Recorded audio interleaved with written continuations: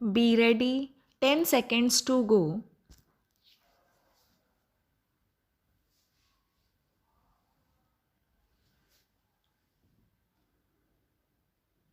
Start.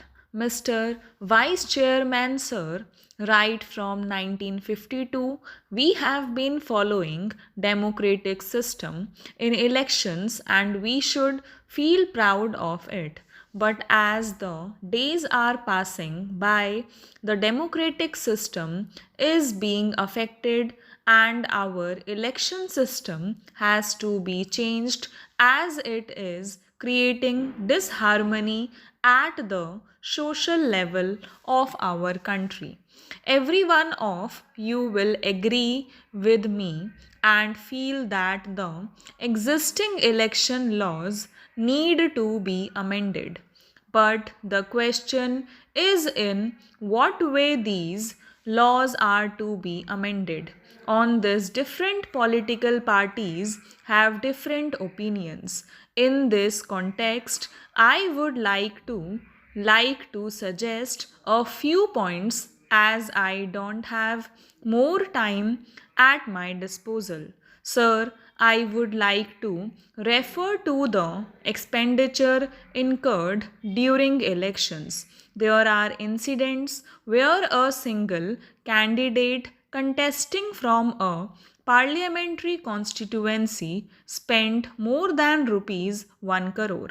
The election wave is spreading and so is the expenditure. As the prices are increasing, election expenditure is also increasing simultaneously. But as per the notification issued in 1984, the Election Commission had fixed a ceiling of rupees 1,50,000 as election expenses for each parliamentary constituency and rupees 50,000 for each assembly constituency, and if this ceiling is crossed it becomes illegal and the elections are countermanded. At present, the Election Commission is following this system, but I don't think it is a very practical since it cannot be effective. According to former Chief Election Commissioner Sri Ganeshan's estimation, the minimum expenditure incurred in a single parliamentary constituency is 1 lakh. So what I would suggest that this ceiling should be raised keeping in view the social conditions and its practical aspect. I don't mind even if this ceiling is completely removed. This ceiling is not serving its purpose. The figures of expenditure are always shown below the ceiling, whereas in actual practice it may be much higher. In the very beginning itself, people's representatives are forced to submit false figures, their very first deed even before entering the parliament is thus a dishonest one. So, I feel that the better course would be to remove the ceiling of election expenses. If it is not possible, it should be at least be raised. Sir, my second suggestion is that it is better if government itself bears the election expenditure. This suggestion has been accepted by many political parties. At the same time, this is also opposed by some people who say that it will not reduce the election expenditure and will be an additional burden on the government exchequer. In Europe, in some countries like Germany, France, and also in Japan, this state funding system has been successfully implemented. But in my opinion, instead of giving it in cash, it can be paid in kind. For example, in the form of voters' slips election propaganda material, posters, or public address system for election meetings. This again should be made available only to the recognized political parties. Sir, in our country, there are many social, cultural, economic, and geographical differences.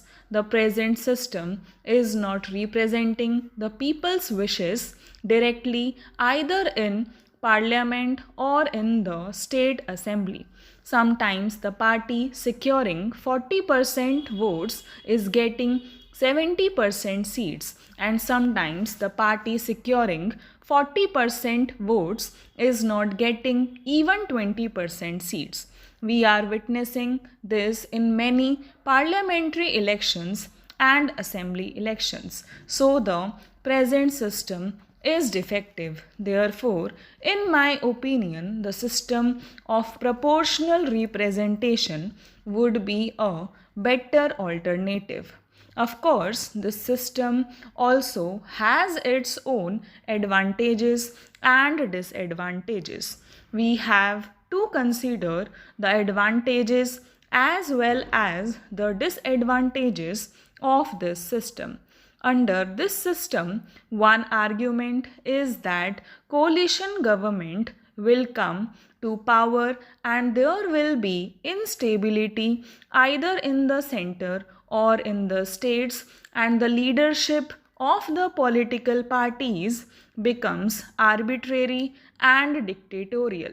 But what I want to say is that the party presently in power under the present system does not enjoy majority in parliament. Both in the 9th Lok Sabha elections and the 10th Lok Sabha elections, majority party did not come to power. We cannot come to the conclusion that coalition government will be a failure and will not be stable, because in West Bengal, coalition government is continuing and is stable. So, I think that proportional representation system would be suitable for the country. Sir, elections are being held throughout the year in one state or the other.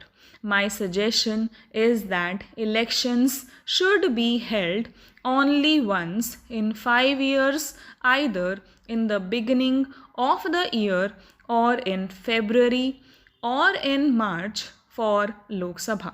State assemblies, etc., should be held simultaneously, which would reduce the expenditure of government, candidates, and parties and prevent rigging and booth capturing also.